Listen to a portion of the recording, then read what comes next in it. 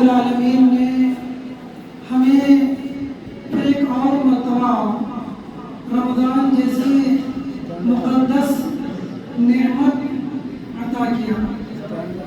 میرے بھائیوں، رمضان بڑی رحمتوں والا، برکتوں والا، مغفرتوں والا، سعادتوں والا مہینہ ہے۔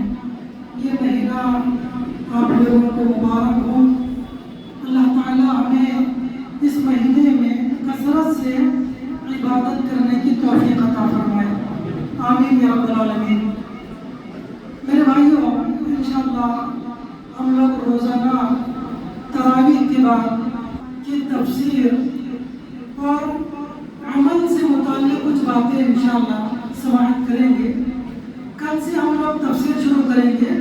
آج 2-3 چیزوں پر ہم لوگ گفتگو کریں گے۔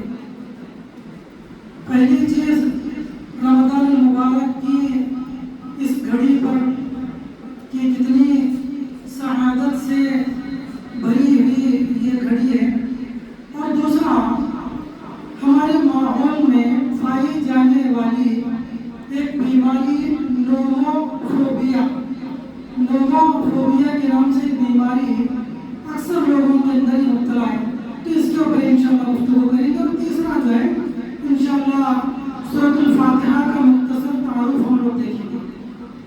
میرے بھائیوں، دیکھیے ہم سب لوگوں کو یہ ایک نیا سال ملنا یہ اللہ کی بہت بڑی نعمت ہے۔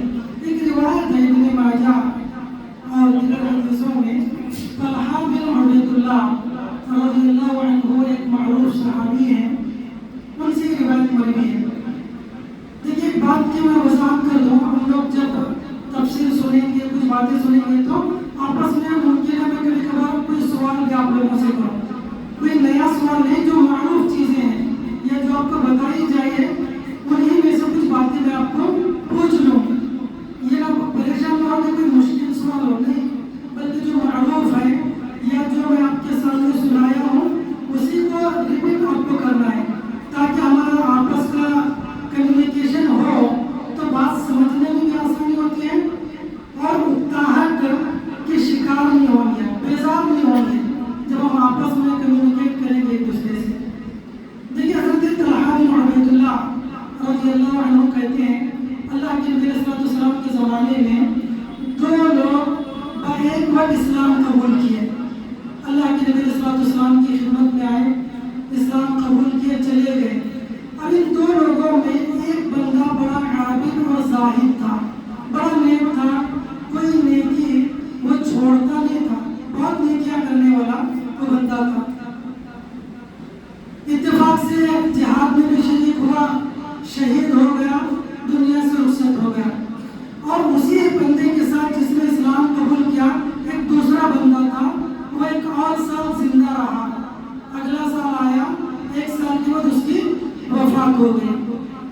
تو حضرت طلحہ بن عبید اللہ کہتے ہیں، صحابی، دیکھیے یہ 10 مبشرہ میں سے جن کو اللہ کے نبی نے جنت کی بشارت دی، ان میں سے ایک صحابی ہے طلحہ بن عبید اللہ۔ کہتے ہیں میں نے ایک مرتبہ خواب میں دیکھا کہ یہ 2 لوگ جو ایک ساتھ اسلام قبول کیے، پھر اس کے بعد ایک بندہ بہت ہی نیکیاں کرنے والا تھا، اس کا انتقال ہو گیا، پھر 1 سال کے بعد دوسرے بندے کا انتقال ہوا۔ لیکن میں نے خواب میں دیکھا کہ جس کا پہلے انتقال ہوا وہ بعد میں جنت میں جا رہا ہے، اور جس کا بعد میں انتقال ہوا وہ پہلے جنت میں جا رہا ہے۔ اور وہ جو پہلے والا بندہ تھا بہت زیادہ نیکی کرنے والا تھا اور اللہ کے راہ میں شہید ہوا۔ ہم سوچیں کتنا بڑا مقام، شہادت بہت بڑا مقام ہے، لیکن شہادت کے باوجود وہ بندہ بعد میں جنت میں داخل ہوا ہے۔ اور ایک وہ بندہ جو فرائض کا اہتمام کرتا تھا، نوافل زیادہ نہیں تھے، لیکن وہ پہلے جنت میں داخل ہوا ہے۔ تعجب کیا ہوں۔ اور جب آ کر جو ہے صبح ہوئی تو مسلمانوں سے کہا کہ دیکھو میں نے ایسا سا خواب دیکھا۔ دیکھیں اگر اچھا خواب آپ کو نظر آئے لوگوں سے کہہ سکتے ہیں، اگر کوئی اچھا خواب دیکھے آپ سنا سکتے ہیں، برا خواب نہیں سنانا چاہیے۔ تو آپ لوگوں نے تعجب کیا، یہ بات اللہ کے نبی صلی اللہ علیہ وسلم کو پہنچی، تو آپ نے کہا کہ اس میں تعجب کرنے کی بات کیا ہے؟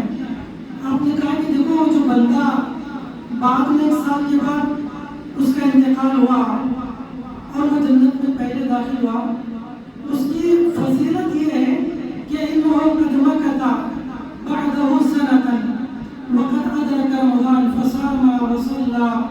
ایک سال کے بعد یہ وفات پایا تو ظاہر بات ہے اس ایک سال کے دوران جو اس نے عبادتیں کی اس کی وجہ سے اس کا مقام تو بڑھے گا, اس کا درجہ تو بڑھے گا. گرچہ کہ پہلے والا شہید ہے لیکن اس کے باوجود اس کا مقام اس شہید سے بڑھا. کیوں؟ اس لیے کہ ایک سال یہ پایا ادرک رمضان, رمضان کا مہینہ اس نے پایا, فصام وصلى, روزہ رکھا, نمازیں پڑھا, اس لیے اس کا مقام بڑھا ہے. تو اس سے کیا بات معلوم ہوئی کہ انسان کی عمر جیسے جیسے بڑھنے لگ جائے تو عبادتیں بھی اس کی زیادہ ہونی چاہیے. انسان کی عمر جتنی زیادہ, ایک روایت ہے اللہ دیکھیے انسان کا جو عموماً اسپین آف لائف کتنا ہے, 60 اور 70. اللہ کے نبی صلی اللہ علیہ وسلم کی حدیث ہے اعمار امتی ما بین 60 الى 70 واقلهم من يجوز. کہا اللہ کے نبی نے کہ میری امت کے لوگوں کی عمر 60 سے 70 کے بیچ ہے. واقلهم من يجوز, بہت ہی ریئر پرسنالٹیز, میریکلس پرسنالٹیز وہ کراس دس لمٹ, کہ بہت ہی کم ایسے لوگ ہیں جو اس لمٹ کو کراس کر سکے, یعنی 70 کو پار کر سکے, بہت ہی کم لوگ ہیں. ورنہ موسٹلی جو لوگ جیتے ہیں وہ 60-70 کے بیچ. تو اللہ کے نبی صلی اللہ علیہ وسلم سے ایک بندے نے پوچھا اے اللہ کے رسول ای الناس خیر, لوگوں میں سب سے بہتر انسان کون ہے؟ تو آپ نے کہا من طال عمره وحسن عمله, کہا کہ جس کی عمر لمبی ہو اور عمل نیک ہو. تو جیسے جیسے ہماری عمر لمبی ہوتی جائے ہمارے اعمال بھی نیک ہوتے جانا چاہیے. ایسا نہیں کہ جی رہے نہ عبادات کا نہ خیال ہے نہ اللہ کو راضی کرنے کی کوئی فکر ہے. اگر ایسی زندگی ہم جئیں تو اس کا کوئی فائدہ نہیں ہے. تو اللہ کے نبی صلی اللہ علیہ وسلم نے کہا کہ وہ جو بندہ ہے اس نے 1 سال کی عمر پائی, رمضان کا مہینہ اس کو ملا, نمازیں اس نے پڑھی, روزے اس نے رکھی, یہی وہ عبادتیں جس کی وجہ سے شہید سے اس کا مقام بڑھ گیا. تو میرے بھائیوں یہ رمضان کا مہینہ ہمیں ملا ہے تو ہمیں پوری کوشش یہ کرنی چاہیے کہ اس رمضان میں ہر لمحہ ہر پل ہم اللہ کی عبادت کریں, اللہ کی بندگی کریں. یہ جو رمضان کا مہینہ ہے یہ کوئی ٹریڈیشنل ایونٹ یا فیسٹیول نہیں ہے بلکہ ریلیجیس, یہ مذہبی اور دینی شعار ہے. یہ ایسا نہیں کہ ہم لوگ بس روزہ رکھ رہے ہیں, روزہ رکھنے کے نام پر آ گئے, تراویح کے لیے کھڑے ہو گئے, ذہن و دماغ ہمارا کسی اور جگہ پر ہے, نہ سجدے اور رکوع میں ہم لوگ دعائیں صحیح سے پڑھ رہے ہیں, نہ قیام میں ہم قرآن صحیح سے سن رہے ہیں. تو یہ چیزیں نہیں ہونی چاہیے. یہ جو رمضان ہے ہر لمحہ ہمارا دل اللہ سے جڑا ہوا ہونا چاہیے. ہماری کوشش یہ ہونی چاہیے کہ ہم رمضان میں داخل ہوئے گناہوں کے ساتھ لیکن رمضان سے نکلے گناہوں کی معافی کے ساتھ. دیکھیے عبد الرحمن بن ناصر السعدی نے قرآن کی آیت کے بارے میں کہا وَهُمْ قَدْ دَخَلُوا بِالْكُفْرِ وَهُمْ قَدْ خَرَجُوا مِنْهُ. منافقین کی مثال کیا ہے؟ یہ نبی کی مجلس میں آتے کفر کے ساتھ, جب نبی کی مجلس سے نکلتے کفر کے ساتھ, جب داخل ہوئے کفر کے ساتھ, مجلس سے نکل رہے نبی کے کفر کے ساتھ, یعنی نبی کی مجلس کا کوئی فائدہ نہیں ہوا. تو عبد الرحمن بن ناصر کہتے ہیں یہ مثال ان لوگوں کی ہے, ان مسلمانوں کی ہے جن کو رمضان کا مہینہ ملا, وہ گناہوں کے ساتھ داخل ہوئے اور گناہوں کے ساتھ باہر نکل گئے. یعنی کوئی فائدہ نہیں رمضان میں, ان کے گناہوں کی بخشش نہیں ہوئی, ان کے گناہوں کی معافی نہیں ہوئی. تو ایسا نہیں ہونا چاہیے, ایسا نہیں ہونا چاہیے. 11 مہینے ہم سے گناہ پر گناہ ہوتے ہیں لیکن رمضان کے مہینے میں ہر عمل پر اللہ نے گناہوں کی مغفرت کا وعدہ کیا ہے. تو ہمیں گناہوں کو معاف کروانا ہے, یہ سب سے بڑی یہ اس مہینے کی ہماری ذمہ داری ہے. تو میرے بھائیوں رمضان کا مہینہ ہمیں اس کی قدر کرنی چاہیے, پہلی چیز. دوسری چیز دیکھیں, آج ہم لوگ جو دین سے پیچھے ہیں اور دنیا سے بھی پیچھے ہیں, دین میں, دنیا میں, صحت میں, رشتہ داری میں, ہر خیر سے ہم پیچھے. اس کی وجہ یہ ہے ایک بیماری ہمارے اندر ہے نوموفوبیا کے نام سے. دیکھیے 2008 میں برطانیہ کے اندر ایک گورنمنٹ انسٹیٹیوشن نے ایک سروے کیا تھا.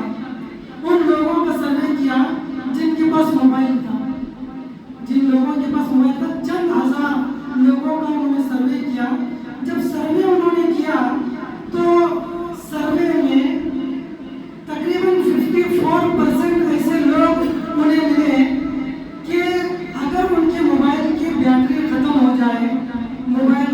जाए या फिर जो है कोई और वजह से मोबाइल उनके हाथ से दूर हो या मोबाइल के अंदर कोई खामी हो और वो मोबाइल से दूर हो गए तो बेचैनी के शिकार हो जाते हैं, डिप्रेशन में चले जाते हैं, एंजाइटी के शिकार हो जाते हैं और दिमागी स्ट्रेस के शिकार हो जाते हैं। क्यों? मोबाइल उनके पास नहीं है। तो उस वक्त उन्होंने एक टर्मिनोलॉजी पेश की जिसका नाम है nomophobia, no mobile phone addiction. No mobile phone addiction के नाम से जो है ये बीमारी उस वक्त जो है आप गूगल कर देखें 2008 के अंदर जो है ये बीमारी का इंकशाफ उन्होंने किया। ये कब की बात है? 2008 की बात है, जिस वक्त अभी एंड्रॉइड फोन नहीं थे, आईफोन नहीं थे, स्मार्टफोन का वजूद नहीं था, उस वक्त लोगों की हालत थी। तो आप सोचो लोगों की हालत क्या होगी। स्मार्टफोन मौजूद है तो आज लोगों की हालत क्या होगी। आप देखिए चाहे इंसान बड़ा हो, बूढ़ा हो, बच्चा हो, जवान हो, औरत हो, हर इंसान जो है इस मोबाइल के डब्बे के पीछे पड़ा हुआ है। एक पल के लिए अपने से दूर करने इंसान गवारा नहीं करता, एक लम्हे के लिए इंसान दूर करे ये गवारा नहीं करता। देखिए जैसे ही रिंग बज जाए इंसान बेचैन हो जाता है, कोई नोटिफिकेशन का ट्यून बज जाए इंसान परेशान हो जाता है, फौरन जेब से मोबाइल निकालता है, जब तक देख न ले उसके जहन को सुकून नहीं मिलता। ये क्या है? ये जो है एक ज़हनी गुलामी है, ये हमारे जहन की एक स्लेवरी गुलामी है। ये यानी हम ताबे हो चुके हैं इस मोबाइल के। मोबाइल के बगैर एक पल जीना हमारे लिए मुश्किल हो गया है। और मोबाइल के नुकसान क्या है हम अच्छी तरह जानते हैं। जो जितना ज़्यादा मोबाइल इस्तेमाल करता है वो उतना ज़्यादा इसके नुकसान को जानता है, चाहे वो मेंटली नुकसान हो, फिजिकली नुकसान हो, या रिलीजियसली नुकसान हो, या रिश्तेदारों से टूटने का, यानी हर एतबार से जो इसके नुकसान होता है। देखिए मोबाइल फोन ये दो तरह से, अगर आप इसको मुस्बत या पॉजिटिव वे में इस्तेमाल करना चाहे तो भी कर सकते हैं और अगर निगेटिव वे में इस्तेमाल करना चाहे तो भी कर सकते हैं। लेकिन अगर अपने माशरे का हम जायजा लें तो इसका निगेटिव और मनफी पहलू ज़्यादा हमें नजर आता है। आज तमाम लोग चाहे बच्चे हो, बूढ़े हो, जवान हो, औरतें हो, सब लोग मोबाइल के पीछे पड़े हैं।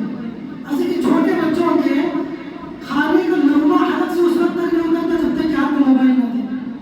होमवर्क बच्चे उस वक्त तक नहीं करते जब तक हाथ में मोबाइल ना दे। बच्चे उस वक्त तक बात नहीं सुनेंगे जब तक हाथ में मोबाइल ना दे। मेरे भाई ये क्या है? ये ज़हनी गुलामी है। ये बच्चों को हम लोग बर्बाद कर रहे हैं। और देखिए एक सर्वे है, ये 2000 के बाद से ये जो बच्चों का मेंटली ग्रोथ कम है, ये बाकायदा ये ऑफिशियल सर्वे बता रहा हूं मैं। और उनकी जो हाइट हो, वेट हो, इसके अंदर पै दर पै जो है कंसेक्यूटिवली इसके अंदर ग्राफ गिरता जा रहा है। बच्चों की फिजिकल फिटनेस है, मेंटली फिटनेस है, बच्चे मेंटली इलनेस के शिकार हो रहे हैं इस मोबाइल की वजह से। बच्चों के अंदर फिजिकल मूवमेंट नहीं है। एक जमाना था माँ बाप जो है बच्चे का कान पकड़कर, बच्चा बाहर खेल रहा है, दिन भर खेल रहा है, माँ बाप कान पकड़कर घर में लाते, क्या बेटा घर में आ। लेकिन आज हालत ऐसी है बच्चा सुबह से शाम तक घर में मोबाइल ले रहे, माँ बाप को कान पकड़कर बाहर निकलना पड़ता है कि जा बच्चों के साथ खेल जा। तो आज ये माहौल बना हुआ है, हर बच्चे के हाथ में मोबाइल है, खाने के वक्त मोबाइल है, स्कूल से जैसे आए मोबाइल हाथ में है, सुबह बेदार हो जाए मोबाइल हाथ में है, हर वक्त बच्चों के हाथ में फोन है, जिसकी वजह से बच्चों का ज़हनी जो लेवल होना चाहिए वो कम होता जा रहा है दिन भर। और बच्चे एक ज़माना ऐसा आएगा कि डिप्रेशन के शिकार कम उम्र के अंदर हो जाएंगे। तो ये एक बीमारी है जिसको नोमोफोबिया कहते हैं। और सबके साथ है, नौजवानों के साथ है, बूढ़ों के साथ है। देखिए रोजाना हमें रात में जो सबसे बुरी आदत है हमारे लोगों में, ताखिर से सोना। नबी सल्लल्लाहु अलैहि वसल्लम की सुन्नत है, नबी सल्लल्लाहु अलैहि वसल्लम 10 बजे के बाद कभी जागते नहीं थे। 10 बजे के बाद आज के हिसाब से रात के 3 हिस्से अल्लाह के लिए करके, 3 हिस्से में पहला हिस्सा खत्म होने से पहले नबी सल्लल्लाहु अलैहि वसल्लम सो जाते। और पहला हिस्सा ये तकसीम कैसे करेंगे, डिवाइड कैसे करेंगे? सूरज के तुलू और गुरूब के एतबार से। सूरज अभी 6 बजे गुरूब हो रहा है ना, 6-5 तकरीबन जो है इसे गुरूब हो रहा है। सुबह तुलू होता है 6-5 को होगा। तो अगर डिवाइड करें तो पहला हिस्सा 10 बजे खत्म हो रहा है। तो 10 बजे से पहले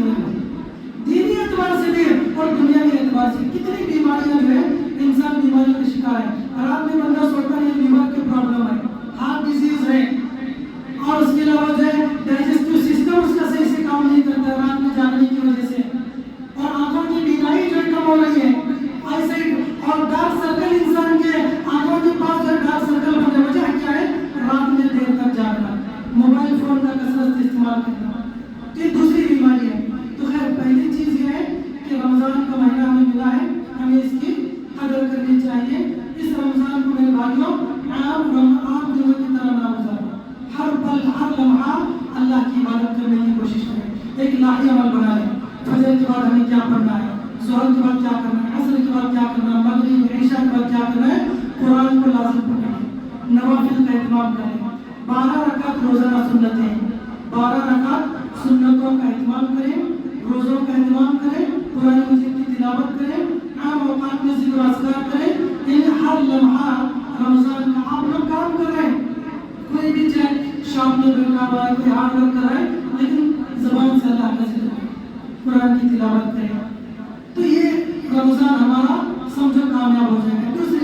تیسری چیز ہے سورۃ الفاتحہ کا تعارف جو ہے ہم لوگوں کو دیکھنا ہے. دیکھیے سورۃ الفاتحہ جو ہے یہ قرآن مجید کی سب سے پہلی سورت ہے. اس کو فاتحہ کیوں کہتے ہیں؟ فتح یفتح کے معنی ہے کھولنا, یہاں سے قرآن کھلتا ہے. سورۃ الفاتحہ اس کو فاتحۃ الکتاب بھی کہا گیا, اس کو ام الکتاب بھی کہا گیا, اس کو ام القرآن بھی کہا گیا, اس کو شفا سورۃ الشفا بھی کہا گیا, اس کو سورۃ الواقعہ بھی کہا گیا, اور اس کو سورۃ الکافیہ بھی کہا گیا. کئی سورتیں اس طرح, سورۃ الصلاۃ بھی اس کو کہا گیا, کئی نام ہیں. تو یہ قرآن مجید کی افضل سورتوں میں سے ایک سورت ہے جس کی بے شمار فضیلتیں احادیث کے اندر آئیں گے. ایک مرتبہ اللہ کے نبی علیہ السلام حضرت جبریل علیہ السلام کے ساتھ بیٹھے تھے. حضرت جبریل علیہ السلام کے ساتھ حضرت جبریل جو ہے اللہ کے نبی کے پاس کبھی اپنی اصل صورت میں آتے, کبھی کسی انسان کی شکل میں آتے. بہت ساری حدیثیں کبھی کسی اعرابی دیہاتی انسان کی شکل میں آتے, کبھی جو ہے کسی دہیا کبھی ایک معروف شامی ان کی شکل میں آتے, کبھی اپنی اصل شکل میں آتے. تو خیر اللہ کے نبی صلی اللہ علیہ وسلم کے ساتھ بیٹھے ہوئے تھے, تو اس وقت بہت بڑے دروازے کے کھلنے کی آواز آئی, ڈور کے کھلنے کی آواز آئی. تو حضرت جبریل نے آسمان کی طرف دیکھ کر کہا کہ دیکھو یہ آسمان میں ایک ایسا دروازہ ہے جو آج سے پہلے کبھی نہیں کھلا, پہلی مرتبہ یہ دروازہ کھلا ہے, اور اس دروازے سے ایک ایسا فرشتہ نازل ہوا ہے جو آج سے پہلے کبھی نازل نہیں ہوا. سبحان اللہ, آج سے پہلے یہ سورہ یہ کبھی جو ہے فرشتہ بھی نازل نہیں ہوا. تو یہ فرشتہ آیا, دو نور لے کر, روشنی, دو نور کی چیزیں لے کر آیا. ایک ہے سورۃ الفاتحہ, دوسرا ہے سورہ بقرہ کی آخری 2 سورتیں, 2 آیتیں. کہا یہ 2 نور ہیں جو اللہ کے نبی صلی اللہ علیہ وسلم کو دی ہے. تو سورۃ الفاتحہ یہ بڑی فضیلت والی سورت ہے. اس میں ابتدائی جو آدھا حصہ ہے اللہ کی تعریف اور توصیف بیان کی گئی ہے, اس کے بعد والے آدھے حصے میں اللہ تعالیٰ سے دعائیں مانگی گئی ہیں. الحمدللہ رب العالمین اللہ کی تعریف ہے, الرحمن الرحیم اللہ کی تعریف ہے, مالک یوم الدین اللہ کی تعریف ہے, ایاک نعبد و ایاک نستعین یہ بھی اللہ کی تعریف ہے کہ اللہ تیری ہی عبادت کرتے ہیں اور تجھے سے مدد مانگتے ہیں. ایاک نعبد و ایاک نستعین اہدنا الصراط المستقیم, بندہ یہاں سے دعا مانگ رہا ہے, اے اللہ ہمیں تو سیدھا راہ بتا, سیدھا راستہ بتا, اہدنا الصراط المستقیم. دیکھیے عربی زبان میں صراط کی کوئی جمع نہیں آتی, پلورل نہیں آتی, سنگولر ورڈ ہے. یہ عربی کی ڈکشنری میں اگر آپ دیکھیں, لنگوسٹکلی اس کا معنی دیکھیں تو اس کے معنی ایک سنگل راستہ جس کا کوئی ڈبل نہیں آتا. سبیل کی معنی بھی راستہ ہے لیکن اس کی جمع سبل آتی ہے, پلورل اس کا آتا ہے. لیکن صراط ایک ایسا لفظ ہے جس کی کوئی جمع نہیں آتی. کیوں کہتے ہیں اہدنا الصراط المستقیم, اسٹریٹ وے, پاتھ, بالکل سیدھا راستہ, اس کا کوئی ثانی نہیں. تو اللہ سے بندہ دعا کرے اہدنا الصراط المستقیم, اے اللہ ہمیں سیدھا راستہ بتا. لوگ کہتے ہیں 4 راستے بھی سیدھے ہیں, چاروں راستے منزل پر پہنچنا ہے. آپ جو ہے کہیں سے بھی آ جاؤ, ہو سکتا ہے انڈیا کو آنے کے بھی کئی راستے ہوتے ہیں, ہر گاؤں کے 3, 4, 5 راستے ہوتے ہیں. تو لوگ کہتے ہیں کہ 4 راستے سے کسی پر بھی چلو منزل کو پہنچے گی. یہ عقل دوڑنے والی چیز نہیں ہے. لاجک دنیا کے حد تک ٹھیک ہے, دین میں لاجک نہیں چلے گی. دین میں ایموشنز, جذبات, اسپرٹس نہیں ہے, کانکریٹ ایویڈنس چاہیے. اسلام کہتا ہے کہ بالکل کانکریٹ ایویڈنس چاہیے, اس کی بنیاد پر بات کریں. ایموشنز نہیں چلیں گے کہ یہ بول کر لوگوں کے دل کو بہلانا, یہ اچھی چیز نہیں ہے. تو اسلام ایک ہی ہے, راستہ ایک ہے.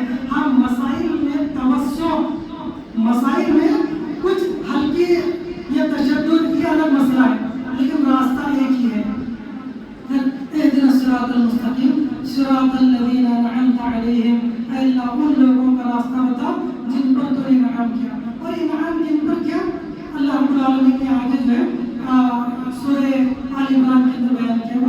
इंशाअल्लाह हम लोग पढ़ेंगे। सिरातल लज़ीना अनअमता अलैहिम गैरिल मग़ज़ूबि अलैहिम वलद्दाल्लीन, आमीन।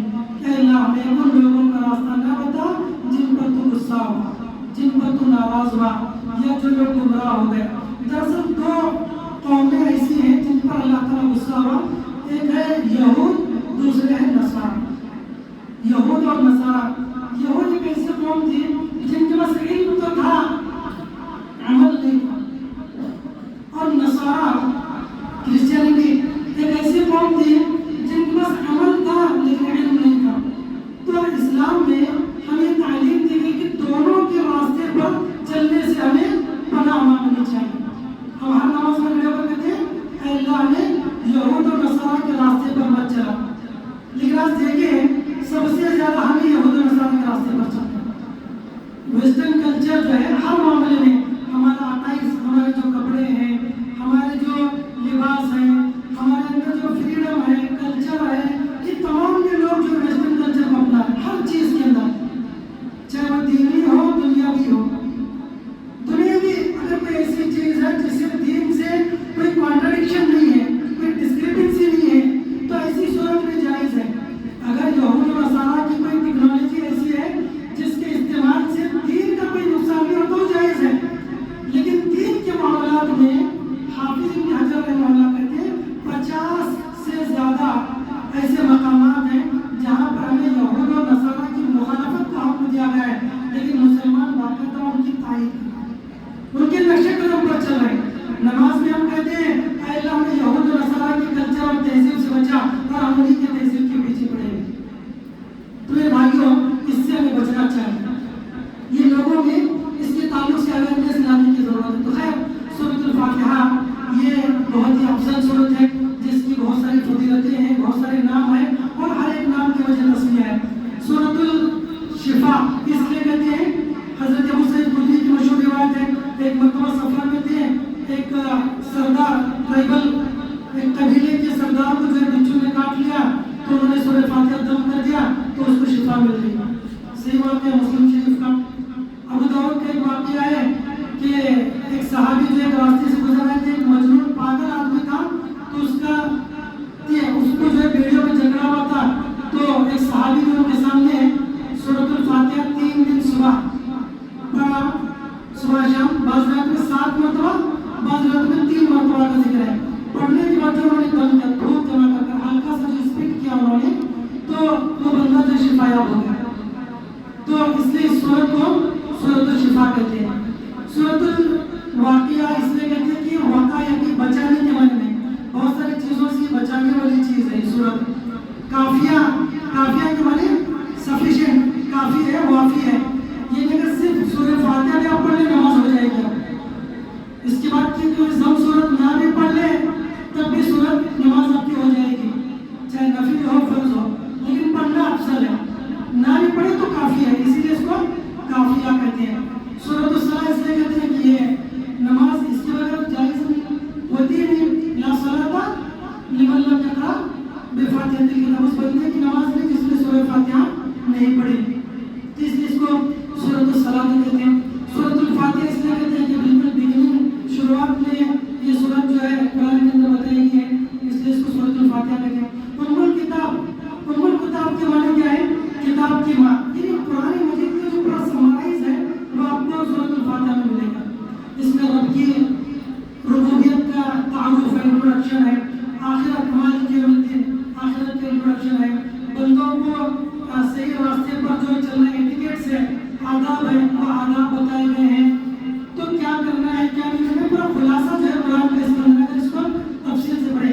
अबुल कलाम आज़ाद रहमहुल्लाह ने सिर्फ सूरतुल फातिहा के नाम से कई सौ सफ़हात में इसकी तफसीर की। सुभान अल्लाह। उम्मुल किताब के नाम से प्रिंटेड है, मार्केट के अंदर अवेलेबल है। उम्मुल किताब के नाम से बहुत ही बारीकियाँ उसने गमलों में पेश की। तो सूरतुल फातिहा अगर इसी पर हम लोग तफसील इसकी करते जाए कई महीने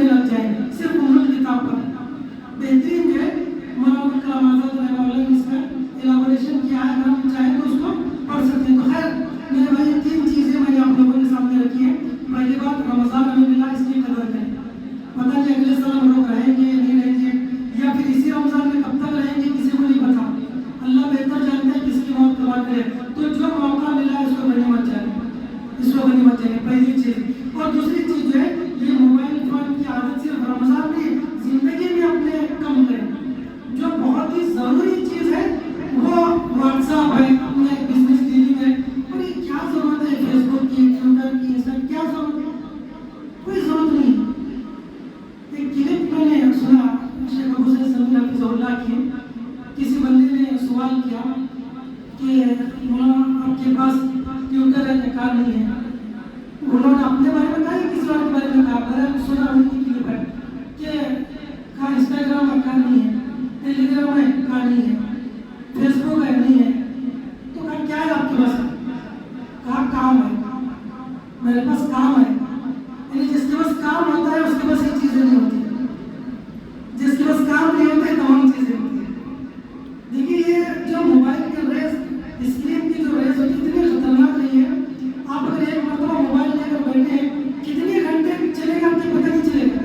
ایک کے بعد ایک اسکرول کرتے جائیں, ایک کے بعد دوسرا ویڈیو, دوسرے کے بعد تیسرا, چوتھا, پانچواں آتی جائیں گے. کب آپ کا 2 منٹ آپ سوچیں گے 2 منٹ 5 منٹ 10 منٹ دیکھ لوں گا, تو کب یہ 10 منٹ گھنٹوں میں بدل کے پتہ نہیں چلے گا. تو اس کے اندر جو ہے ایک طرح کی جو ہے کشش ہے, اس کے اندر انفیکچویشن ہے, آدمی کے اندر کشش ہے. تو اس سے بچنا چاہیے.